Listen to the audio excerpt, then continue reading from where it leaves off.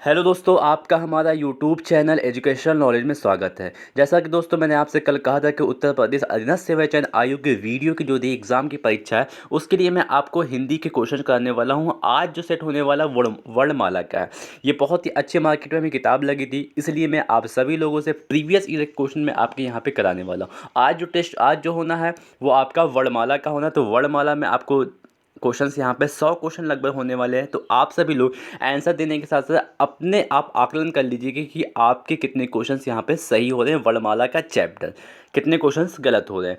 तो चलिए स्टार्ट करते हैं। तो पहला क्वेश्चन ये है, किस समूह में सभी स्वर दीर्घ हैं? ठीक है, दीर्घ का मतलब है जिन्हें बोलने में ज़्यादा समय लगता है। तो यहाँ पे एक ऑप्शन कट कर सकते हैं कि छोटा आ तो होना नहीं है दीर्घ स्वर, यहाँ भी छोटा आ लिखा हुआ है। ठीक है, यहाँ पे ला पे री लगी हुई है, री भी है, बड़ा आ बड़ी, यानी आपका जो आंसर होगा देखिए छोटी ई ए यहाँ पे ऑप्शन नंबर ए आपका सही आंसर होगा।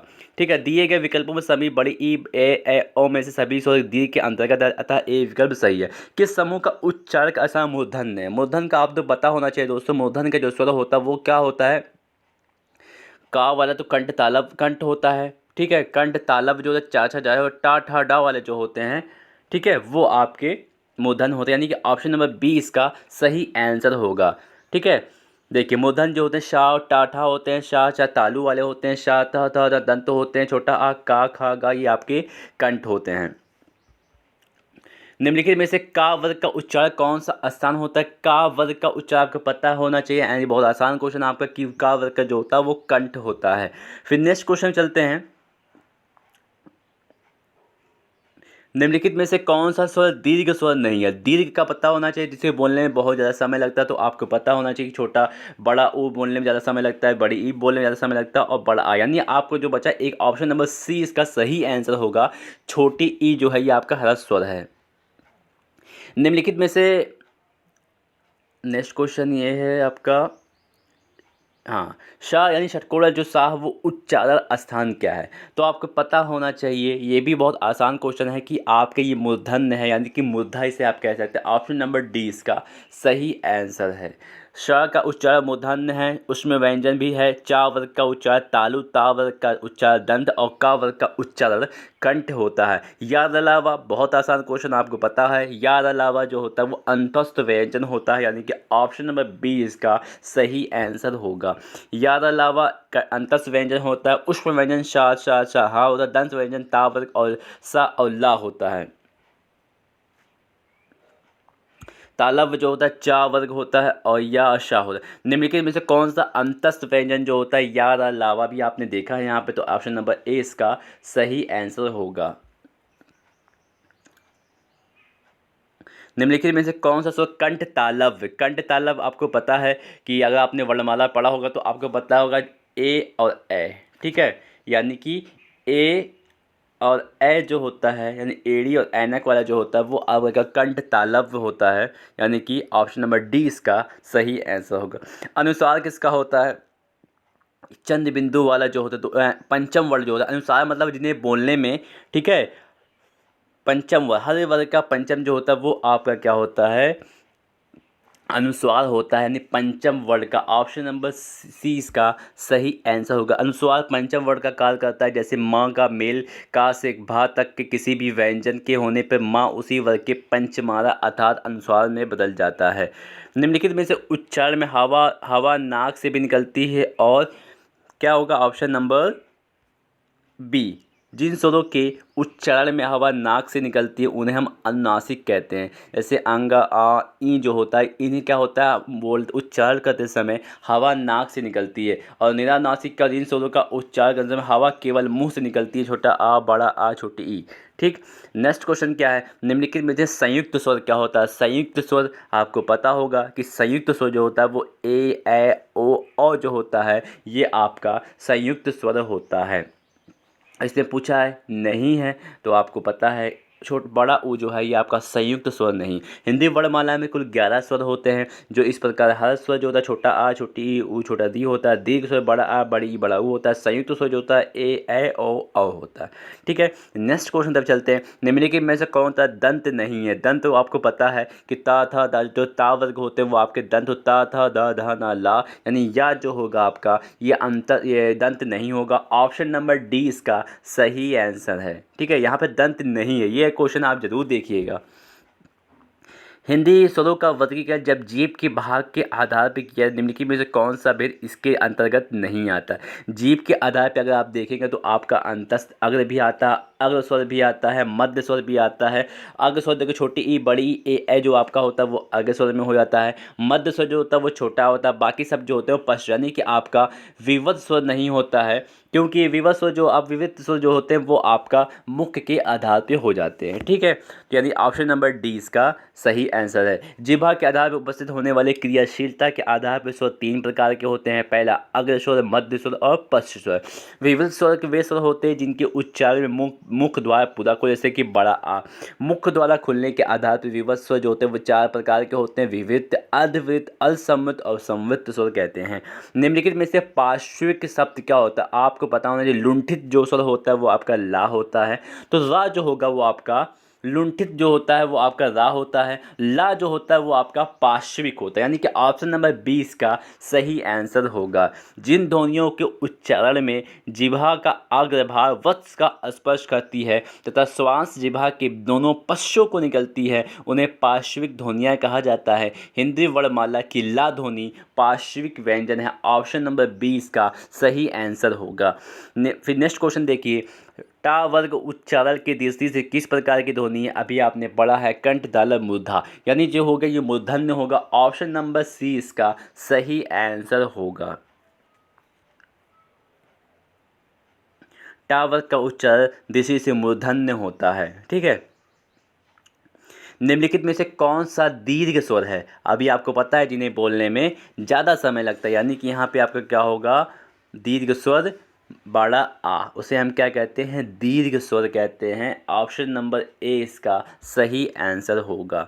चा छा जा झा इया का उच्चारण क्या होता है? अभी आपने पीछे देखा है कि कंठ तालव्य जो होता है वो आप उसे हम तालव्य को तालु भी कहते हैं। ऑप्शन नंबर सी इसका सही आंसर होगा। जिन ध्वनियों के उच्चारण में जीवा का मध्य भाग तालु को स्पर्श करता है उन्हें तालव्य कहते हैं। छोटी ई बड़ी ई चा छा जा झा इया या, इसे क्या कहते हैं? हम इसे तालव्य व्यंजन कहते हैं, तालव्य ध्वनियाँ उच्चारण कहते हैं। फिर नेक्स्ट क्वेश्चन देखिए, प्रत्येक वर्ग का दूसरा और चौथा वर्ग क्या कहलाता है? जिन्हें बोलने में क्या अधिक समझी, महाप्राण जो होता है, यानी कि महाप्राण ऐसे व्यंजन जिनको बोलने में अधिक प्रयत्न करना पड़ता है और बोलने के समय मुख से अधिक वायु निकलती है, उन्हें महाप्राण व्यंजन कहते हैं। प्रत्येक वर्ग का दूसरा चौथा तथा समस्त ऊष्म वर्ण महाप्राण ध्वनियाँ के उदाहरण हैं, यानी कि ऑप्शन नंबर ए से हम क्या कहते हैं? महाप्राण व्यंजन।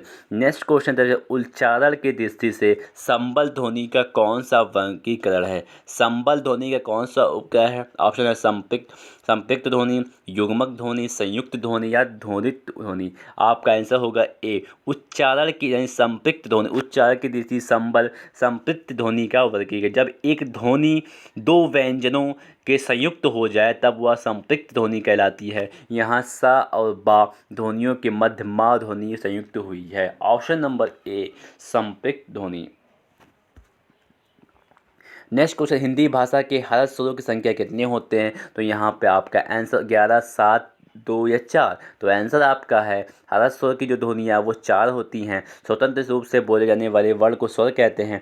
व्याकरण में परंपरागत रूपों में स्वरों की संख्या 11 मानी गई है। स्वरों के 2 भेद होते हैं। हर्ष वह स्वर जिन्हें सबसे कम समय में उच्चारित किया जाता है उसे हम हर्ष स्वर कहते हैं, जैसे छोटा आ, छोटी ई, छोटा आ और री। दीर्घ स्वर जिन स्वरों का बोलने में हर्ष स्वरों के अधिक से अधिक समय लगता है उन्हें हम दीर्घ स्वर कहते हैं, जैसे बड़ा आ, बड़ी ई, बड़ा ओ, ए, ओ औ।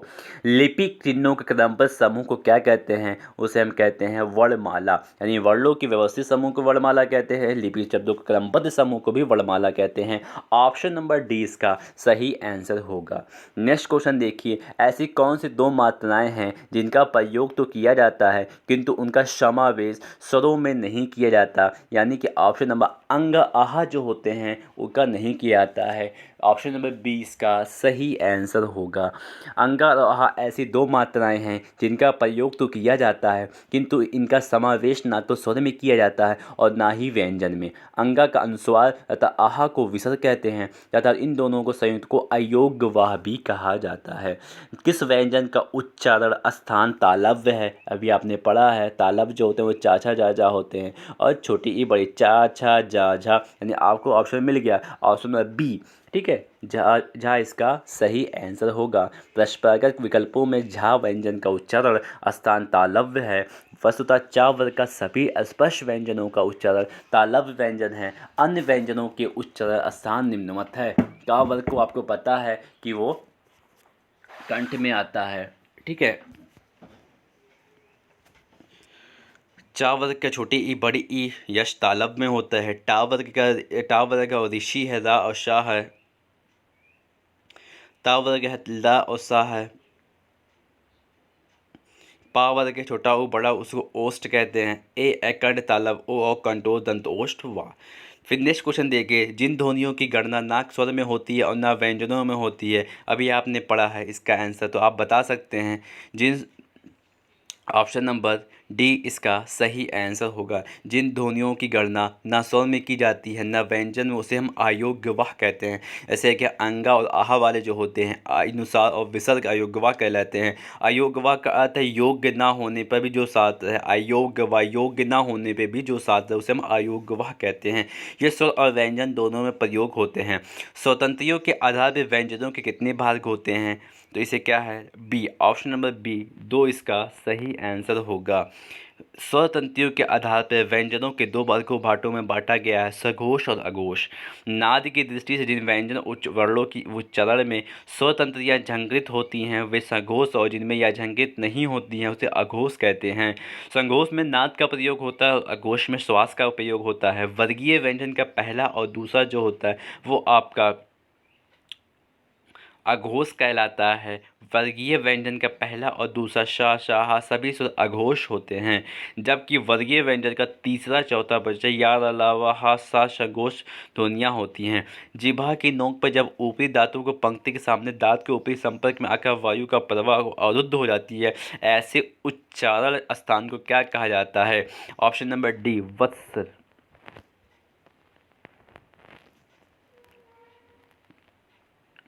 जिह्वा की नोक जब ऊपर के दांतों को पंक्ति के सामने वाले दांतों को ऊपरी हिस्से के संपर्क में आकर वायु के प्रवाह को अवरुद्ध करती है तो ऐसे उच्चारण को स्थान को वत्स कहते हैं। वत्स व्यंजनों के अंतर्गत ना सा लाला आते हैं।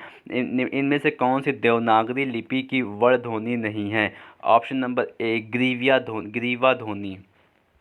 ऑप्शन नंबर ए ग्रीवा ध्वनि। परंपरागत विकल्पों में ग्रीवा ध्वनि देवनागरी लिपि की वर्ण ध्वनि नहीं है। देवनागरी लिपि के अंतर्गत मूर्धार, कंठ, कंतोष, कंठ तालव, कालव, अंत इत्यादि प्रकार की वर्ण ध्वनियाँ पाई जाती हैं जिनके द्वारा वर्णों के उच्चारण में सहायता मिलती है। निम्नलिखित नेक्स्ट क्वेश्चन देखिए, भाषा के सार्थक लघुत्तम इकाई को क्या माना जाता है? तो इसे शब्द। उच्चारण की दृष्टि से भाषा की लघुत्तम इकाई ध्वनि है। ध्वनियों के मेल से शब्द बनते हैं, लेकिन शब्द बनाने के लिए इन्हें सार्थक या अनेक अर्थबोधक की क्षमता से युक्त होना चाहिए। ध्वनि सार्थक हो या जरूरी नहीं, जैसे आ, का, पा, ता इत्यादि ध्वनियाँ लेकिन सार्थक नहीं है, किंतु कल, कब, चल आदि ये शब्द हैं, इनमें सार्थकता है अर्थात अर्थ देने की क्षमता, और ऐसे शब्द को सार्थक इकाई है। नेक्स्ट क्वेश्चन देखिए, किस स्वरों के उच्चारण में दीर्घ स्वर से भी अधिक समय लगता है उसे हम प्लुत स्वर कहते हैं। ऑप्शन नंबर डी इसका सही आंसर होगा। जिन स्वरों के उच्चारण में दीर्घ स्वरों से भी अधिक समय लगता है उन्हें प्लुत स्वर कहते हैं, जैसे कि ओम, सुनो। किसी को पुकारने वाले शब्दों जैसे कि हे राम, यानी बहुत लंबा जो समय लगता है उसे हम प्लुत स्वर भी कहते हैं। प्रत्येक शब्द की वर्तनी में सभी वर्णों को उसी क्रम में अलग अलग दिखाना क्या कहलाता है? ऑप्शन नंबर बी इसका सही आंसर वर्ण विच्छेद। किसी शब्द या वर्णों के समूह को अलग अलग करने की प्रक्रिया को वर्ण विच्छेद कहते हैं। जब हम वर्ण विच्छेद करते हैं तो उस समूह के वर्ण को शब्द समूह के स्वर, वर्णों और व्यंजनों के अलग किया जाता है। शब्दों में या वर्ण समूह में जिस मात्राएं होती हैं उन्हें वास्तविक रूप से लिखा जाता है, जैसे किताब का, ई, ता, आ। इसे हम वर्ण विच्छेद कहते हैं। नेक्स्ट क्वेश्चन देखिए, वर्णमाला में अस्पष्ट व्यंजनों की संख्या कितनी है? ऑप्शन नंबर ए इसका सही आंसर होगा। का से माँ तक 25 वर्ण मुख्य रूप से विभिन्न भागों की जिह्वा के स्पर्श से बोले जाते, इसलिए इसे अस्पष्ट व्यंजन कहते हैं। नेक्स्ट क्वेश्चन देखिए, स्वर ए का उच्चारण स्थान कौन सा? भी आपने प्रीवियस क्वेश्चन में देखा है, कंठ तालव्य जो होता है वो आपका ए का उच्चारण का स्थान है। किसी भी वर्ण का उच्चारण मुख द्वारा होता है। जिह्वा की जीभ मुख के जिस भाग को स्पर्श करती है उन्हीं स्थानों को वर्णों का उच्चारण स्थान कहते हैं। स्वर ए का उच्चारण स्थान कंठ तालु है, जबकि कंठ ओष्ठ वर्ण ओ, दंत ओष्ठ व तथा ओष्ठ वर्ण उ, प, फ, ब, भ, म है। हिंदी शब्दकोश में का के बाद कौन सा व्यंजन दिखाई देता है? का के बाद कौन सा व्यंजन दिखाई देता है? ऑप्शन नंबर डी इसका सही आंसर होगा। हिंदी शब्दकोश में का के बाद छा आता है। छा संयुक्त व्यंजन के का शा से योग से बना है। ता का या ता बना है, जा इया का ज्ञा बना, गा रा शा बना के योग से बनते हैं। इसे हम संयुक्त व्यंजन भी कहते हैं। नेक्स्ट क्वेश्चन देखिए, निम्नलिखित में से दंत व्यंजन कौन सा है? दंत वर्ण कौन सा? भी आपको पता है, ता, था, दा, धा, ना, ला, सा जो होते हैं। ऑप्शन नंबर ए इसका सही आंसर होगा। ऑप्शन नंबर ए इसका सही आंसर होगा। दिए गए विकल्पों में सा दंत वर्ण है जो वत्सल दंत मूल से उच्चारित किया जाता है।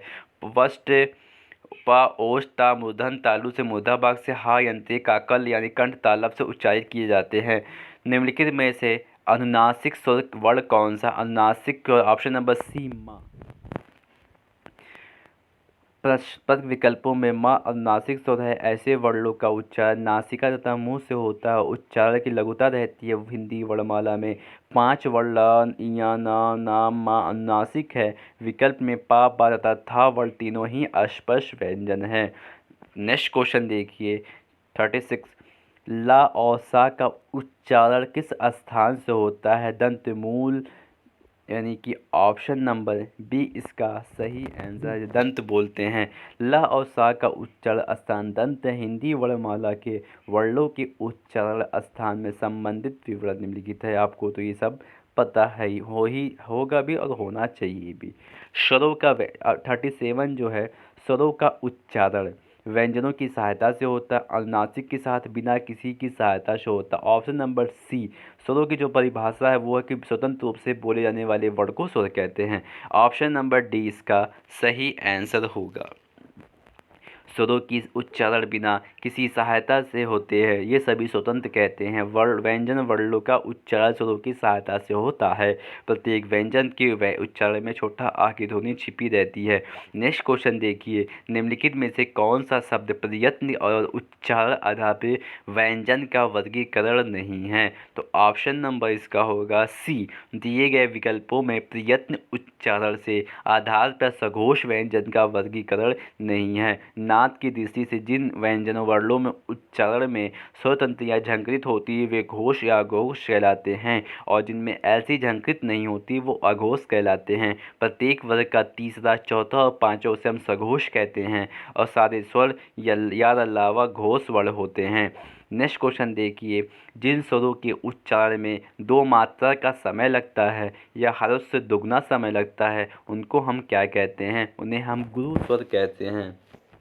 ऑप्शन नंबर बी इसका सही आंसर होगा। जिन स्वरों के उच्चारण में हर स्वर से अधिक समय लगता है उन्हें हम दीर्घ स्वर या गुरु स्वर कहते हैं। मात्रा की दृष्टि से दीर्घ स्वर त्रिमात्रिक स्वर कहलाते हैं, अर्थात दो मात्रा वाले स्वर दो मात्रा होने के कारण ही इनके उच्चारण में हर स्वर से दुगुना समय लगता है। इससे छोटा आ छोटा मिलके बड़ा, छोटी बड़ी, बड़ी, ये सब दीर्घ स्वरों में आते हैं। क्वेश्चन नंबर 40 देखिए, जिस व्यंजन ध्वनि के उच्चारण में समय स्वर्ण तंत्रियों में कंपन होता है, उच्चारण स्थान पर आधारित ध्वनिया में उसका स्थान क्या है? उसे हम कहते हैं सी काकल, यानी कि कंठ। काकल जो होते हैं उसे ऑप्शन नंबर सी इसका सही आंसर होगा। काकल व्यंजन होते हैं। काकल व्यंजन जिस व्यंजन में ध्वनि के उच्चारण के समय स्वर तंत्रियों में कंपन होता है, अर्थात जिनका उच्चारण स्वतंत्र मुख से होता है, उसे हम काकल्य कहते हैं। इसके अंतर्गत ह व्यंजन आता है। नेक्स्ट क्वेश्चन देखिए, निम्नलिखित में से कौन सा शब्द स्वर का वर्गीकरण नहीं है? ऑप्शन नंबर डी इसका सही आंसर द्वित्व व्यंजन, द्वित्व स्वर। दिए गए विकल्पों में द्वित्व स्वर का वर्गीकरण नहीं है। शेष तीन स्वर के ही बीच मूलतः स्वर तीन प्रकार के होते हैं। नेक्स्ट क्वेश्चन देखिए, निम्नलिखित में से कौन सा मूल दीर्घ स्वर नहीं है? दीर्घ स्वर क्या होते हैं? जिसे समय बोलने में बड़ा वो लगता है, यानी यहाँ पर क्या हो जाएंगे, तो 42 का हो जाएगा आपका डी। ओ मूल दीर्घ स्वर ना होकर संयुक्त स्वर है। जिन स्वरों का अधिक, जिन वर्णों का अधिक अधिक जोर दिया जाता है उन्हें दीर्घ स्वर कहते हैं। बड़ा आ, बड़ी, बड़ा, ये सब दीर्घ स्वर है। हिंदी में ध्वनियाँ कितनी प्रकार की होती हैं? ध्वनियाँ दो प्रकार की होती हैं। हिंदी वर्णमाला में ध्वनियाँ दो प्रकार की होती हैं, छोटा स्वर होते हैं और व्यंजन होते हैं। यानी ऑप्शन नंबर ए इसका सही आंसर होगा। मात्रा के आधार पर स्वर कितने प्रकार के होते हैं? मात्रा के आधार पर स्वर दो प्रकार के होते हैं। मात्रा के आधार पर स्वर दो प्रकार के होते हैं। नेक्स्ट क्वेश्चन देखिए, जिह्वा के आधार पर स्वर कितने प्रकार के होते हैं? जिह्वा के आधार पर स्वर तीन प्रकार के होते हैं। ऑप्शन नंबर बी इसका सही आंसर होगा। जिनका उच्चारण स्वतंत्रता के होता है और जो व्यंजन की उच्चारण में सहायक होते हैं उसे कहते हैं ऑप्शन नंबर बी स्वर।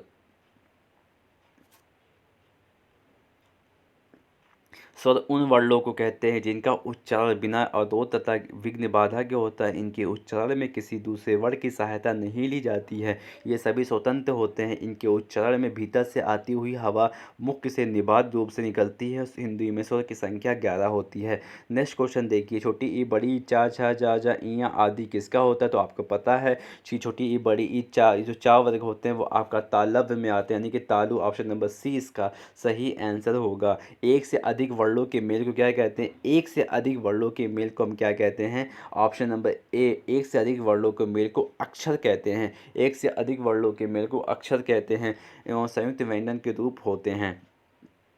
निम्नलिखित में से दीर्घ स्वर क्या है? अभी आपको पता है कि बड़ी ई जो होगा वो आपका दीर्घ स्वर होगा। ऑप्शन नंबर बी इसका सही आंसर होगा। निम्नलिखित में से अंतस्थ व्यंजन कौन सा होता है? अभी आपने क्वेश्चन देखा भी होगा कि अंतस्थ व्यंजन या अलावा होते हैं, तो ऑप्शन नंबर सी इसका सही आंसर होगा। नेक्स्ट क्वेश्चन देखिए, निम्नलिखित में से अल्प प्राण क्या होते हैं? अभी आपने प्रीवियस क्वेश्चन में देखा था कि जो हर वर्ग का दूसरा और चौथा वो महाप्राण होते हैं, यानी कि एक तीन जो है, एक तीन आपका इसमें क्वेश्चन होगा आपका बी। ऑप्शन नंबर बी गा आपका सही आंसर होगा। अल्पप्राण जो होते हैं, महाप्राण जो होते हैं वो आपका हर वर्ग का दूसरा और चौथा होता है। ठीक है, हर वर्ग का दूसरा और चौथा जो होता है वो आपका महाप्राण होता है। और अल्पप्राण जो होते हैं हर व्यंजन उच्चारण मुख से कम वायु निकलती से पहला, तीसरा और पांचवा जो होता है वो आपका अल्पप्राण का होता है। निम्नलिखित में से घोष कौन सा होता है? तो आपको पता होगा घोष जो होता है वो तीसरा, चौथा, पांचवा होता है। ठीक है, हर वर्ग का तीसरा, चौथा, पांचवा, तो इसका सही आंसर होगा आपका जा। ठीक है, तीसरा, चौथा, पांचवा होता है। नेक्स्ट क्वेश्चन देखिए, निम्नलिखित में से ओष्ठ वर्ण कौन सा होगा? तो आपको पता है ओष्ठ जो होता है वो छोटा ऊ, बड़ा ऊ और पा वर्ग होते हैं। ठीक है, छोटा ऊ, बड़ा, ओष्ठ का देखिए छोटा ऊ, बड़ा ऊ और पा वर्ग, तो इसका ऑप्शन नंबर डी इसका सही आंसर होगा। अर्ध विवस्वर किसे कहते हैं? आपको पता है विवस्वर जो होता है उसे बड़ा आ कहते हैं। ठीक है। संवृत्त स्वर किसे कहते हैं, छोटी ई बड़ी छोटा ऊ बड़ा ऊ को संवृत्त स्वर कहते हैं। अर्धविविध स्वर किसे कहते हैं, वहाँ पर होता है ए ओ, यानी ऑप्शन नंबर आपका बी इसका सही आंसर होगा।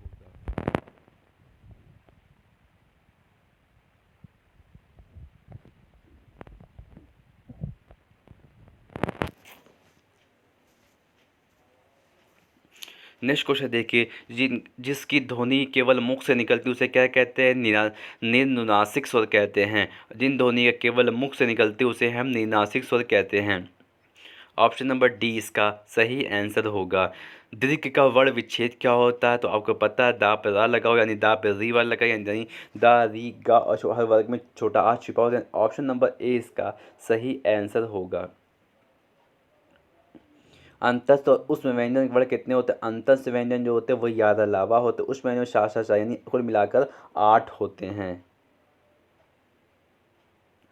देखिए याद अलावा तो अंतस्थ व्यंजन हो गए हैं, ठीक है। उसके बाद जो उसमें संघर्षी व्यंजन जो होते हैं उसे हम शाह हा जो उस यानी को टोटल मिला के आपके 8 हो गए हैं। रा का विविध क्या, रा जो होता है वो आपका होता है लुंठित होता है, ठीक है। याद अलावा जो होते हैं, याद अलावा होते हैं वो आपका सघोष होते हैं और अल्पप्राण होते हैं, यानी ऑप्शन नंबर ए इसका सही आंसर होगा।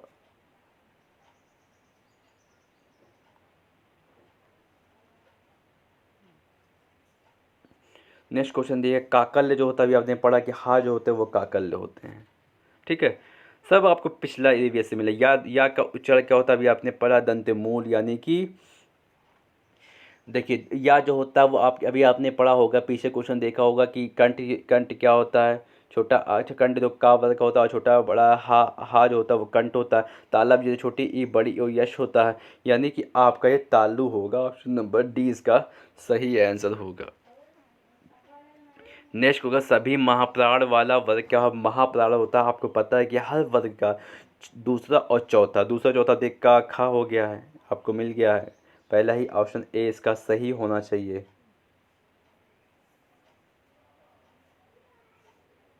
ठीक है। खा छाता सभी वर्णों का वर्ग है। सभी अस्पष्ट व्यंजन कौन से, अस्पष्ट व्यंजन आपको पता है कि का चा पारा सभी अस्पष्ट अन्य विकल्पित सभी वर्ण अस्पष्ट व्यंजन नहीं हैं। ऑप्शन नंबर सी इसका सही आंसर होगा।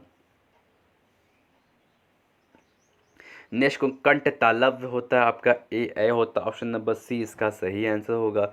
नेक्स्ट क्वेश्चन देखिए,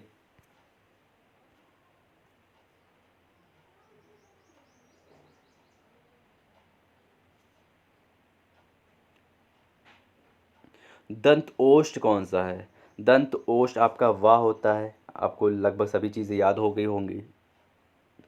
जब एक ही ध्वनिया का द्वित्व हो जाए तो वो क्या होती है, जब एक ही ध्वनिया द्वित्व हो जाती है तो उसे हम क्या कहते हैं, युग्मक ध्वनिया कहते हैं। जब एक ही ध्वनि का द्वित्व हो जाए तो उसे हम क्या कहते हैं, युग्मक ध्वनिया कहते हैं। जब एक ही ध्वनि का द्वित्व हो जाए तो उसे युग्मक ध्वनिया कहलाती हैं। निम्नलिखित में से दीर्घ स्वर कौन सा, अभी आपने पढ़ा है कि जिन्हें बोलने जाते हैं, यानी कि बड़ा आ, और सब बाकी इसमें संयुक्त स्वर है, ए ओ औ। निम्नलिखित में से अंतस्थ व्यंजन कौन सा, याद अलावा पड़ा है, यानी ऑप्शन में आपका या ही मिला है, तो आपका यही आंसर सही होगा। फिर नेक्स्ट क्वेश्चन देखिए, निम्नलिखित में से महाप्राण व्यंजन कौन सा, मैंने बताया आपको कि हर वर्ग का दूसरा और चौथा, तो अब दूसरा चौथा ता था दा नहीं होता, पा फा ब भ पा फा, यानी कि ऑप्शन नंबर सी इसका सही आंसर होगा, ठीक है। प्रत्येक वर्ग का दूसरा और चौथा जो होता है वो महाप्राण होता है। शाह महाप्राण व्यंजन के अंतर्गत आते हैं। निम्नलिखित में से अघोष वर्ण कौन सा होता है, निम्नलिखित में से अघोष वर्ण कौन सा होता है, अघोष आपको पता है जिसमें कंपन ना हो, यानी कि पा वर्ग होता है। ऑप्शन नंबर ए इसका सही आंसर होगा। निम्नलिखित में कंठ वर्ग कौन सा होता है, कंठ को पता है छोटा आ बड़ा, यानी ऑप्शन नंबर बी इसका सही आंसर होगा।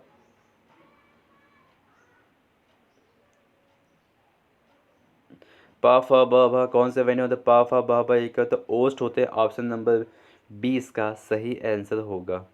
नेक्स्ट क्वेश्चन, दो व्यंजन जब एक साथ मिलते हैं तो क्या है, दो व्यंजन जब एक साथ मिलते हैं उसे हम कहते हैं संयुक्त व्यंजन कहते हैं। जैसे संयुक्त व्यंजन हमारे चार होते हैं, क्षेत्र खेत वाला जो होता है, अगर आप ऐसे याद कर सकते हैं, देखिए संयुक्त व्यंजन याद करने का सबसे तरीका जो जिस तरीके से मैंने याद किया था, ठीक है, कि क्षेत्र होता है, उसके बाद आपका त्रिशूल होता है, उसके बाद ज्ञानी होता है, उसके बाद श्रमिक होता है, ठीक है, इस तरीके से भी आपने याद कर सकते हैं। वर्ण तालिका के अनुसार हर स्वर, दीर्घ स्वर, प्लुत स्वर क्या है, ये आपका एक स्वर है। ऑप्शन नंबर ए इसका सही आंसर होगा। नेक्स्ट क्वेश्चन देखिए, सघोष वर्ण कौन सा होता है? सघोष वर्ण होता है पहला और दूसरा। ठीक है, तो अगर आप यहाँ से देख लेते हैं, सघोष जो होता है, जो सघोष वर्ग होता है वो आपका होता है तीसरा, हर वर्ग का चौथा और आपका पांचवा व्यंजन। ठीक है, तो यहाँ पे जो आप उस हिसाब से कहेंगे तो ऑप्शन नंबर सी इसका सही आंसर मिल जाएगा। उसमें व्यंजन जो होते हैं संघर्षी होते हैं, शाह शाह शाह हा होते हैं, यानी कि ऑप्शन नंबर ए इसका, इसे बोलने पे गर्म हवाएं निकलती हैं, उसे हम उष्ण व्यंजन कहते हैं, यानी कि ऑप्शन नंबर हाँ इसका सही होगा। नेक्स्ट क्वेश्चन देखिए, हिंदी वाड़ा का अंतस व्यंजन अभी आपने पढ़ा है याद अलावा, ऑप्शन नंबर बी इसका सही आंसर होगा। हिंदी वर्ण में उष्ण भी होता है, अभी आपने फिर क्वेश्चन पढ़ा, शाह शाह शाह, ये आपका उष्ण व्यंजन होता है, गर्म हवाएं निकलती हैं, गर्म होता है। हिंदी भाषा की कुल वर्ण लिपियाँ कितनी है? कुल वर्ण लिपियाँ आपने पता है कि 52 होते हैं। ठीक है, मध्य स्वर किसे कहते हैं? छोटा आ जो होता है मध्य स्वर कहते हैं, मध्य स्वर छोटा आ को कहते हैं। ऑप्शन नंबर डी इसका सही आंसर होगा।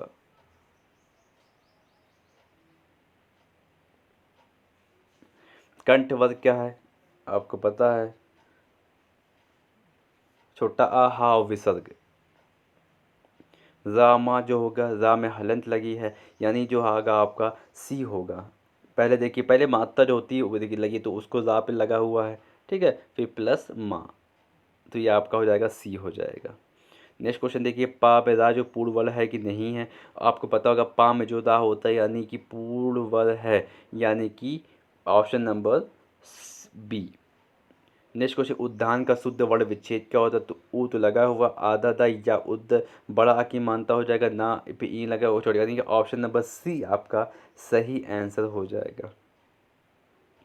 निम्नलिखित में से कौन सा में स्पष्ट संघर्षी है? अस्पष्ट संघर्षी आपको पता है, ऑप्शन नंबर जा अस्पष्ट संगी हो। कावर को, चावर को, टावर को, टावर को, अब पावर को हम स्पष्ट व्यंजन, चार छठा स्पष्ट व्यंजन कहलाता है। एक को वो कंठ तालब है, ए अभी आपने पढ़ा है वो कंठ तालब, वो ऑप्शन नंबर डी इसका सही आंसर हो जाएगा। नेक्स्ट क्वेश्चन देखिए, शाह जो होता है उसमें होता है, शाह जो होता है वो यानी कि इसमें कंठ तालब होता है, छोटी ई बड़ी ई, और चा वर्ग होता है, और या और शाह होता है, यानी कि आपका इसमें ऑप्शन नंबर बी इसका सही आंसर हो जाएगा। निम्नलिखित में से कौन सी ध्वनियाँ महाप्राण नहीं है? महाप्राण जो होता है हर व्यंजन का, हर वर्ण का दूसरा और चौथा होता है, यानी कि ऑप्शन नंबर बी इसका सी इसका नहीं है। ठीक है, जा। नेक्स्ट क्वेश्चन देखिए, भाषा विज्ञान के दृष्टि से बड़ा ऊ किस प्रकार का स्वर है? बड़ा ऊ जो होता है किस प्रकार का स्वर है, यानी कि ये पश्च स्वर, अग स्वर जो होता है वो छोटा आ होता है, उसके बाद अग स्वर जो होता है छोटी ई बड़ी, छोटी छोटा ए, छोटी ई ए होता है, छोटी ई बड़ी ई ए होता है, मध्य स्वर छोटा आ, बाकी जो होता है वो पश्च स्वर होता है, यानी कि ऑप्शन नंबर ए इसका सही आंसर होगा। नेक्स्ट क्वेश्चन देखिए, अघोष वर्ण कौन सा? अघोष, अघोष पता है जी जी, अघोष क्या होता है? हर वर्ग का पहला और दूसरा, यानी कि आपका सा होगा। ठीक, नेक्स्ट क्वेश्चन की तरफ चलते हैं। वा का उच्चारण स्थान है दंत ओष्ठ, अभी आपने पिछले पढ़ा, दंत ओष्ठ जो होता है वो आपका क्वेश्चन आंसर सही है। हिंदी शब्दकोश का छा भी आपने पढ़ा है कि इसमें जो होता है क्षेत्र वाला जो होता है वो का पे होता है, हलंत लगता है, प्लस षटकोण वाला शाह आप लगा दीजिए तो आपका ये बन जाता है, यानी ऑप्शन नंबर का इसका जो होगा वो आपका सही होगा। नेक्स्ट क्वेश्चन देखिए, हिंदी वर्णमाला में व्यंजनों की संख्या कितनी होती है? व्यंजनों की संख्या आपकी 33 मानी गई है, ऑप्शन नंबर सी इसका सही आंसर होगा। वह जो होता है वो दंत ओष्ठ होता है। ठीक है, याद अलावा उसमें याद अलावा जो होता है वो अंतस व्यंजन होता है, यानी कि ऑप्शन नंबर बी इसका सही आंसर होगा। नेक्स्ट क्वेश्चन देखिए, कौन उष्ण व्यंजन नहीं है? शा शा से गा जो होगा वो आपका उष्ण संघर्षी नहीं है। नेक्स्ट क्वेश्चन, संयुक्त व्यंजन ज्ञा जब आपको पता है भी, पहला जो होता है वो जाब होता है, उसके बाद हलंत लगता है, फिर प्लस इया होता है। ठीक है, ये आपका होता है उसमें ज्ञानी वाला जो बनता है वो यही बनता है। ठीक है, ऑप्शन नंबर बी इसका सही आंसर होगा। नेक्स्ट क्वेश्चन देखिए, निम्नलिखित में से कौन स्वर नहीं है? तो इया जो होता है उसको स्वर नहीं माना जाता है। नेक्स्ट क्वेश्चन देखिए, इन कौन सा संयुक्त व्यंजन है? संयुक्त व्यंजन जो आपके हैं नहीं है, ये क्वेश्चन आप जरूर देखा कीजिए, नहीं तो गलती हो जाएगी आपकी। नहीं है तो त्रिशूल वाला भी होता है, क्षेत्र वाला भी होता है, त्रिशूल वाला भी होता है, ज्ञानी वाला भी होता है, यानी आपका फा जो है वो आपका नहीं है संयुक्त व्यंजन। नेक्स्ट क्वेश्चन, निम्नलिखित में से कौन सा व्यंजन संघर्षी है? संघर्षी को आपका पता है कि हा जो है वो संघर्षी व्यंजन है। ठीक है,